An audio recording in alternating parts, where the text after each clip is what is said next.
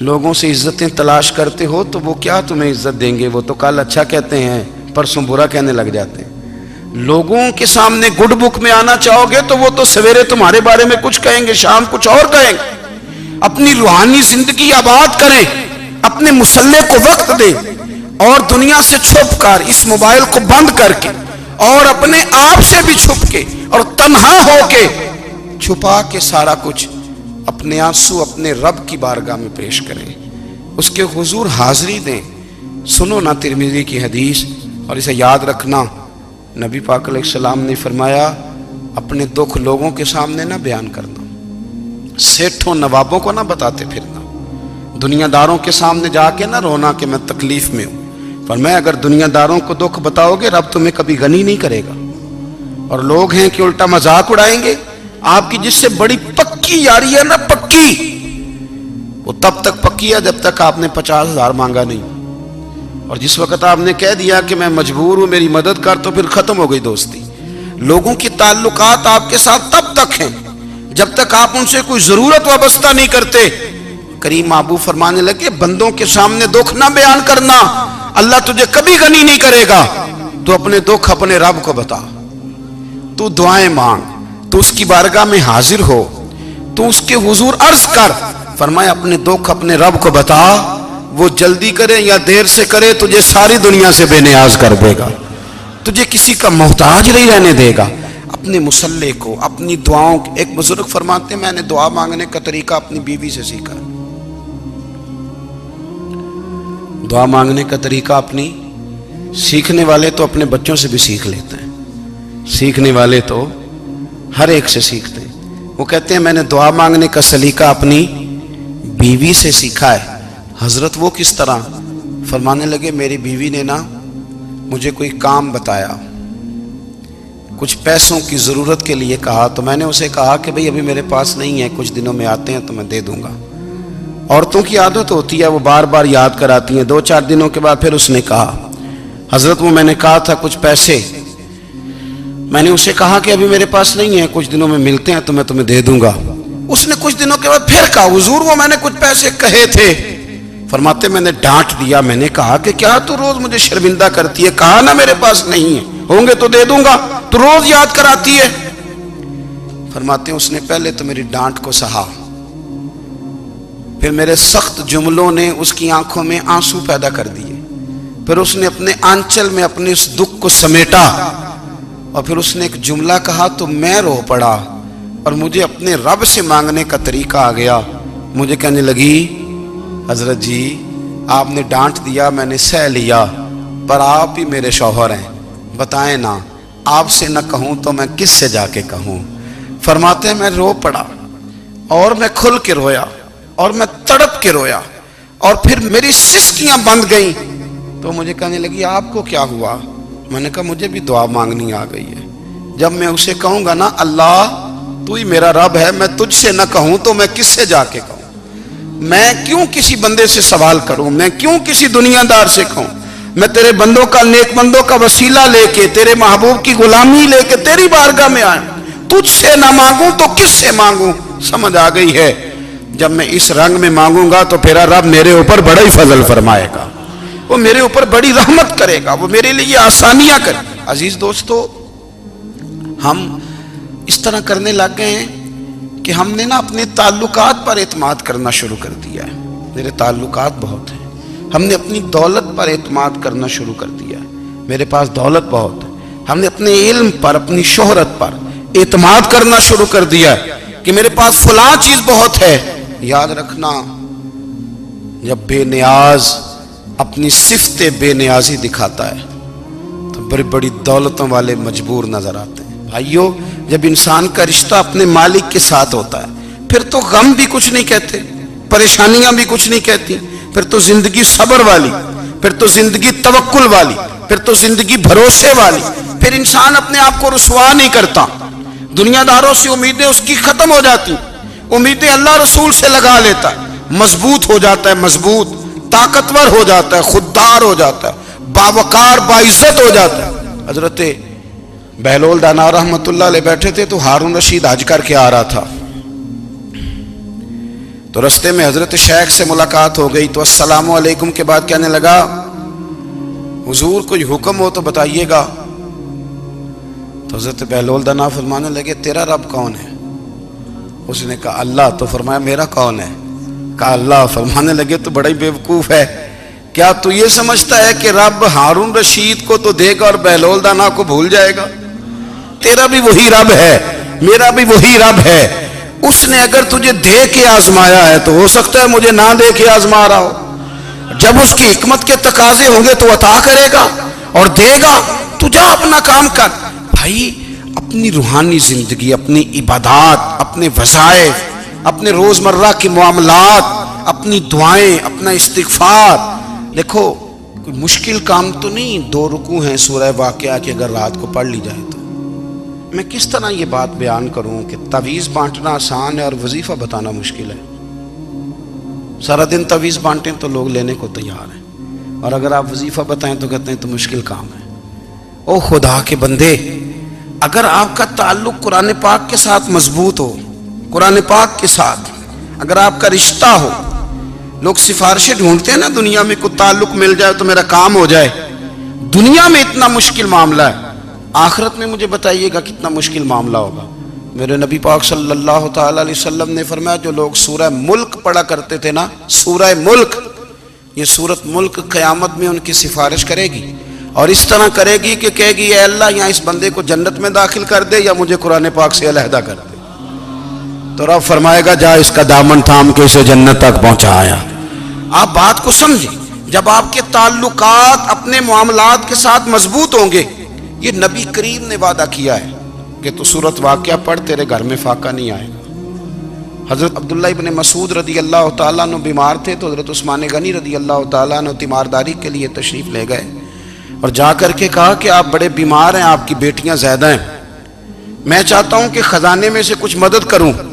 تو سیدنا عبداللہ ابن مسعود رضی اللہ تعالیٰ عنہ اٹھ کے بیٹھ گئے اور کہنے لگے امیر المومنین، اللہ آپ کو میری طرف سے، میری بیٹیوں کی طرف سے بہتر صلہ دے. میری بیٹیوں کو کسی خزانے کی ضرورت نہیں، میں نے انہیں خزانہ دے دیا ہے. کہا جناب آپ نے کون سا خزانہ دیا ہے، میں آپ کے مالی معاملات کو جانتا ہوں. تو فرمانے لگے امیر المومنین، میرے نبی کریم نے فرمایا ہے جو سورت واقعہ پڑھے اسے کبھی فاقہ نہیں آتا. میں نے بیٹیوں کو یاد کرا دی ہے، یہ خزانہ میں نے انہیں دے دیا ہے. وہ سارے والدین سنیں جو بیٹیوں کے لیے پریشان رہتے ہیں. حضرت عبداللہ ابن مسعود نصیحت کر رہے ہیں، فرمانے لگے میں نے سورت واقعہ یاد بھی کرا دی ہے، پڑھنے کی عادت بھی ڈال دی ہے. حضور نے فرمایا ہے جو سورت واقعہ پڑھے اسے فاقہ نہیں آتا. کہنے لگے چاند تو اپنی جگہ چھوڑ سکتا ہے، سورج گر سکتا ہے، تارے ٹوٹ سکتے ہیں، پر مدینے والے رسول کی بات غلط نہیں ہو سکتی. حضور نے فرمایا فاقہ نہیں آئے گا تو انشاءاللہ کبھی بھی نہیں آئے گا. کرنے کا کام یہ ہے کہ ہم اپنے معاملات، اپنی عبادات، اپنی دعائیں، کبھی 10 منٹ عادت ہو جائے نا دعا مانگنے کی علیحدہ سے رات کو. حضور نے فرمایا جو فرض نماز کے بعد دعا مانگے اللہ اس کی قبول کر لیتا ہے. نبی پاک صلی اللہ تعالی علیہ وسلم نے فرمایا اللہ مسافر کی دعا قبول فرماتا ہے. حضور نے فرمایا اللہ مظلوم کی دعا قبول فرماتا ہے. حضور نے فرمایا بیمار سے دعا کراؤ اللہ اس کی دعا قبول فرماتا ہے. میرے نبی پاک نے فرمایا ماں باپ جب بھی اولاد کے لیے ہاتھ اٹھائیں، ویسے تے بلے شاہ تو آسمانی اڑ دیا ہی پھڑ دیں، جڑا گھر بیٹھا انہوں بڑھیا ہی نہیں. حضور فرمانے لگے ماں باپ جب بھی اولاد کے لیے دعا فرمائیں اللہ ان کی دعا کو قبول کرتا ہے. آپ اپنا تعلق بنائیں دعا کے ساتھ، عبادت کے ساتھ، مصلی کے ساتھ رشتہ بنائیں، استغفار پڑھیں. صلاح الدین ایوبی صلیبی جنگوں میں تھے، رات کو مسجد اقصیٰ میں نماز پڑھی تو پریشان تھے. ایک بزرگ سے ملاقات ہوئی تو وہ کہنے لگے کہ آپ بڑے پریشان ہیں. کہنے لگے حضور پریشان اس لیے ہوں کہ پہلے ہی مسلمان کمزور ہے، اب میں نے سنا ہے دشمن کا ایک بحری بیڑا وہ جنگی سامان سے بھرا ہوا آ رہا ہے، تو اب ان کے پاس اور تلواریں اور نیزے آ جائیں گے، مسلمانوں کے پاس پہلے ہی وسائل کی کمی ہے، پریشان ہو کس طرح کر کے مقابلہ کریں گے. یہ بات کہتے ہی صلاح الدین ایوبی نے بزرگوں سے کہا حضور آپ بھی دعا کرنا، دعا کی بڑی طاقت ہے. میرے نبی پاک نے فرمایا دعا مومن کا ہتھیار ہے، دعا مومن کا، دعا مومن کا۔ حضور نے فرمایا تقدیر کو سوائے دعا کے کوئی چیز نہیں بدل سکتی، دعا مومن کا ہتھیار ہے، یہ کافر کے پاس کوئی نہیں، یہ ہتھیار ہے مومن کا۔ اللہ کرے آپ کو سمجھ آئے، پھر سنیں، کئی بار کہہ چکا ہوں یہ ہتھیار ہے۔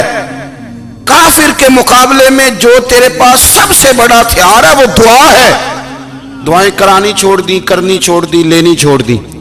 حضرت سیدنا انس بن مالک رضی اللہ تعالیٰ عنہ فرمایا کرتے تھے، میں نے وہ رنگ دیکھا ہے جب حضور دعا مانگتے تھے اور حضور کی مقدس آنکھوں میں آنسو بھی ساتھ ہی بہا کرتے تھے، میں نے وہ انداز دیکھا ہے۔ تو صلاح الدین ایوبی بزرگ سے کہنے لگے آپ بھی دعا کیجیے، اور خود رونے لگے اور سر سجدے میں رکھ کے رونے لگے، اور عشاء سے لے کر فجر تک روئے، خوب روئے۔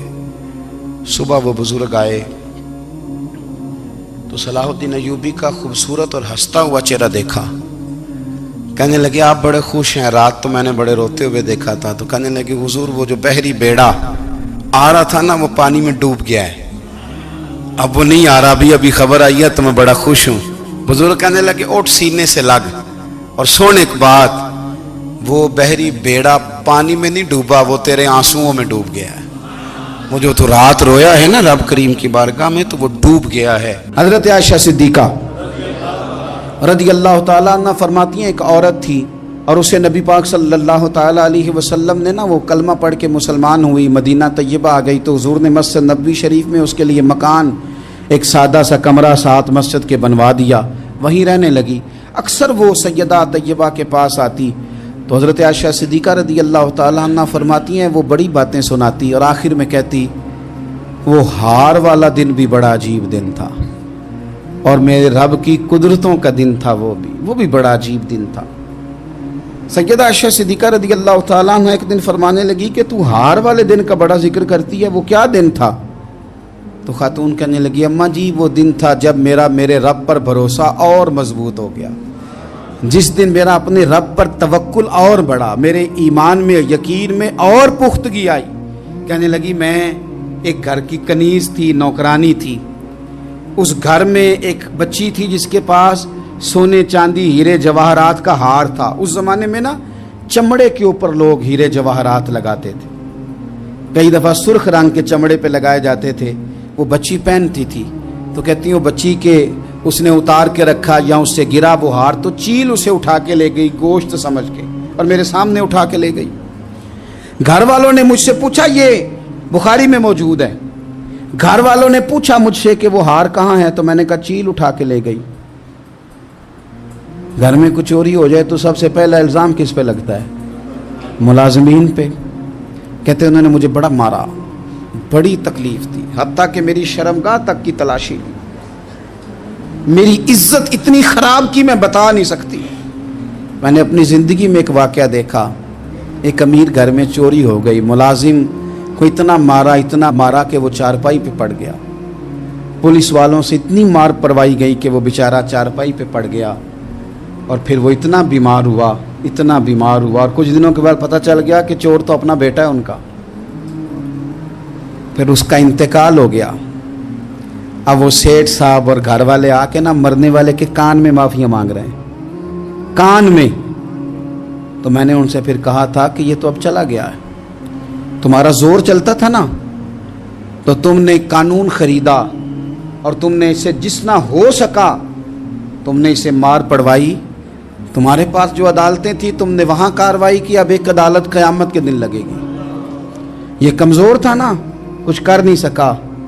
میرے نبی پاک صلی اللہ علیہ وسلم نے فرمایا سن لو، اگر سینگ والی بکری نے بغیر سینگ والی بکری کو تکلیف دی ہوگی نا تو قیامت کے دن اسے بھی بدلہ دینا پڑے گا، کہ تیرے پاس سینگ تھے اور تو نے اسے مارا تھا۔ وہ خاتون عرض کرتی ہے سیدہ عائشہ کی خدمت میں کہ مجھے بڑا مارا، مجھے تکلیف دی، میں کہہ رہی تھی کہ میرے سامنے چیل لے گئی ہے، پر وہ نہیں مان رہے تھے، اماں جی انہوں نے مجھے بڑا مارا۔ حضرت عائشہ صدیقہ کہتی ہیں پھر کیا ہوا؟ کہنے لگی اماں جی جب کوئی میرا مددگار نہ رہا، مجھے تکلیف دے رہے تھے، رسوا کر رہے تھے، تو میں نے اپنے رب سے مدد چاہی، میرے رب کی طرف میں نے توجہ کی، میں نے کہا مالک اب تو ہی میرا مددگار ہے۔ कहती है वो मुझे मार रहे थे तो वो चील जो हार ले गई थी वही लेके वापस आ गई, और हमारे सरों के करीब ला के उसने जब उस हार को फेंका, वो मुझे छोड़ के साइड पे हुए, वो मेरी बेगुनाही जान गए। लेकिन आपको बताऊं, उस दिन से मेरा अपने रब पर यकीन और बढ़ गया। मुझे समझ आ गई कि जब इंसान पूरा टूट जाता है और जब कोई चारों जानिब उसका मददगार नहीं होता, तो रब तो होता है ना, अल्लाह तो उसका मददगार होता है ना, वो तो फिर अपने उस बंदे की मदद करता है ना, फिर वो तो तवानाई देता है ना, वो तन्हा नहीं छोड़ता, वो तो आंसुओं वालों के आंसुओं पे बड़ा करम फरमाता है, वो तो कसम पुरसी में आ जाता है, उसकी रहमत बढ़ के इस्तकबाल कर लेती।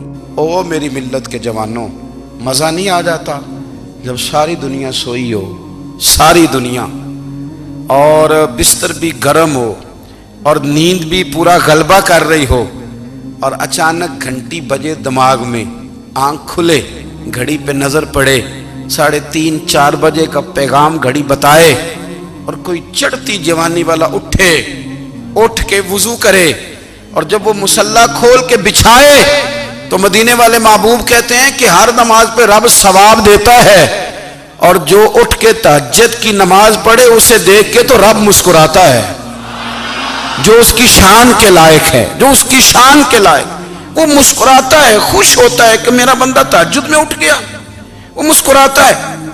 काश हमारी सुबहें कभी अपने मालिक के नाम हो जाएं, काश के सुबह। हजरत अबुल हसन रहमतुल्लाह ताला अलैह हजरत माज इब्ने जबल रदी अल्लाह ताला अन्हु के पास बैठा करते थे। फरमाते हैं उनसे जो प्यार बढ़ा तो फिर मेरा मुसल्ले से भी बढ़ गया। ताबीएं फरमाते हैं सहाबी रसूल से मोहब्बत हुई तो जिक्र से भी हो गई, फिर दुरूद शरीफ से भी हो गई, मोहब्बत उनसे बढ़ी तो फिर अल्लाह ने मस्जिद का प्यार भी बढ़ा दिया। आप फरमाते हैं कि मेरी हर वक्त तबीयत चाहती थी कि बस अल्लाह अल्लाह करूं, बस अल्लाह अल्लाह करूं, बस ना मैं ज़रा थोड़ी जान छुड़ाऊं लोगों से, कुछ 10 मिनट मिले तो मैं कुछ 4 नफल पढ़ लूं, मैं थोड़ा सा ना बचूं लोगों से, और मुझे तस्बीह मिले तो मैं ना कुछ 400-500 दफा इस्तिगफार पढ़ूं, सुभान अल्लाह, अल्हम्दुलिल्लाह, अल्लाहु अकबर, ला हौला वला कुव्वता इल्ला बिल्लाह, मैं ना तस्बीहात पढ़ूं। फरमाते हैं कि बच्चे थे घर में 6-7, गुर्बत थी, काम मिलता कोई नहीं था, और मैं काम चोर नहीं था, काम ढूंढता था, पर अल्लाह की कुदरत के काम नहीं मिलता था। फरमाते हैं कि मैंने एक दिन अपनी अहलिया से कहा कि आज मैं फिर जाता हूँ काम ढूंढने, तो मेरी बीवी बड़ी फर्मा बरदार थी, पर उस दिन ना गुर्बत के हाथों तंग आके कहने लगी, आज नाना कोई तू चीज़ लेके आया, तो मुझसे बच्चों की भूख नहीं देखी जाती है, सब रोगां दा रोग मुहम्मद जिसदा नाम गरीबी, कंड बुला के लंघ जाते नहीं दोस्त यार करीबी, आज ना कुछ लेके आया तो मैं बच्चे लेके मेके चली जाऊंगी। शेख फरमाते हैं कि मैं बड़ा परेशान घर से निकला, पर मैंने सुबह से लेके जोर तक काम ढूंढा, काम मिला कोई नहीं, तो मेरे दिल में ख्याल आया चलो काम नहीं मिलता तो अल्लाह अल्लाह तो करे ना, चलो बंदों की मजदूरी नहीं मिलती तो रब करीम की इबादत ही करते हैं। फरमाते हैं कि मैंने ना फुरात के पानी से वुजू किया, नहर के, शदीद धूप थी, साथ रेत थी और रेत तप रही थी, मैंने अपना रुमाल वहीं मुसल्ला के तौर पर बिछा लिया, और फरमाते हैं कि जोर से लेकर असर तक नमाज पढ़ी, धूप भी पूरे जोर पे, पर मेरे सजदे का ज़ौक़ भी पूरे जोर पे। फरमाते हैं सूरज भी चमक रहा है और रब की इबादत का ज़ौक़ भी पूरे जोर पे, मैं सजदा करूं तो फिर मेरा उठाने को जी ना चाहे। मेरे उस्ताद लिखा करते थे, ये उनका शेर है, वो कहा करते थे मुझे सोज दे, मुझे साज दे, और मुझे नीम शब का न्याज दे, दमे सजदा खुद को मैं तोड़ दूं, मुझे ऐसा ज़ौक़ नमाज दे। और मैं तेरी बहार का फूल हूं, मैं खिला भी हूं तो तेरे लिए, मुझे मेरी शाख से तोड़ ले, मुझे अपनी जुल्फ का नाज दे। भाई फरमाते हैं कि असर तक मैंने नफल पढ़े, दिल ढलने लगा, असर की नमाज पढ़ी और मैं वहां से चला। अब मैं जब निकलने लगा तो दिल में ख्याल आया कि छोटी छोटी दीवारें हैं घर की, बगैर कुछ लिए जाऊंगा तो बीवी दूर से देखेगी तो शोर करेगी कि फिर खाली हाथ आ गया है। कहते मैंने अपने उसी रुमाल में जिस पे मैंने नमाज पढ़ी थी ना, रुमाल में की आखी दे पंजाबी च साफा, कहते हैं उसी में ना मैंने कुछ रेत भर ली कि वो दूर से देखेगी तो समझेगी कुछ लेके आया है, चलो जाके उसे बता दूंगा कि आज फिर मजदूरी नहीं मिली। कहते हैं वो रेत लेकर जब मैं घर में गया तो पहले बीवी दरवाजे पे खड़ी होती थी, पूछती थी खाली हाथ आ गए हो, आज मैंने देखा तो है ही कोई नहीं। फरमाते हैं मैं अंदर दाखिल हुआ, सलाम लिए, कोने में मैंने वो रुमाल रख दिया और मैंने आवाज दी कि भली मानस कहाँ हो? तो वो कहने लगी आप मुंह हाथ धो ले, मैं रोटी लेके आई। मैंने कहा रोटी कहां से आ गई? यहां तो कई दिनों के फाके, तो कई दिनों की गुर्बत है, यहां तो इस घर में तो फकीरी है। फरमाते हैं कि वो रोटी लेके आई और उस वक़्त की जो मौजूदा नेमतें थी, समझ ले सलाद अचार हर चीज साथ लाई। मैंने कहा कि बच्चे कहाँ गए? कहने लगी वो खाना खा के खेलने गए, आप खाना खा लें आ जाते। खाना उसने चुन दिया। मैंने हैरत अंगेज लहजे में सारी नेमतें अपने दस्तरखान पे देख करके बीवी से पूछा ये कहां से आया खाना? बच्चों को तूने कहां से खाना खिलाया? ये सारा कुछ कैसा है? तो कहने लगी पता नहीं आज आप किस करीम की मजदूरी करने चले गए थे, पता नहीं किस करीम की, मेरे घर में तो इतनी नेमतें आई हैं कि मुझसे संभाली नहीं जा रही, इतना अनाज है, इतना गंदुम है, किस करीम के दरवाजे आज चले गए थे? ये कहते कहते वो उठी और उठ करके कहने लगी पहले बड़ा कुछ आया था, अब क्या ले आए हो? और जा करके ना उसने वो रेत वाला रुमाल खोला, कहने लगे मैं तो लेके आया था रेत, तो मेरे रब ने उसे भी सोने और हीरे बना दिया था। जब आपकी तवज्जो अल्लाह की जानी, मेरे नबी पाक सल्लल्लाहु ताला अलैहि वसल्लम ने फरमाया हर चीज अपने रब से मांग, हर चीज मांग, हर चीज मांग। या रसूलल्लाह क्या कुछ? मेरे महबूब ने फरमाया तेरे घर में नमक भी खत्म हो जाए तो वो भी अपने रब से मांगा कर, तू मांगना वो तुझे देगा, तो उसकी बारगाह में कशकोले तलब दराज तो करना। और तिरमिजी शरीफ में अजीब लफ्ज है, रसूल कायनात ने फरमाया, रब करीम फरमाता है जब मेरा बंदा हाथ उठाता है ना तो मुझे हया आती है कि मैं खाली कैसे लौटा दूं इसके।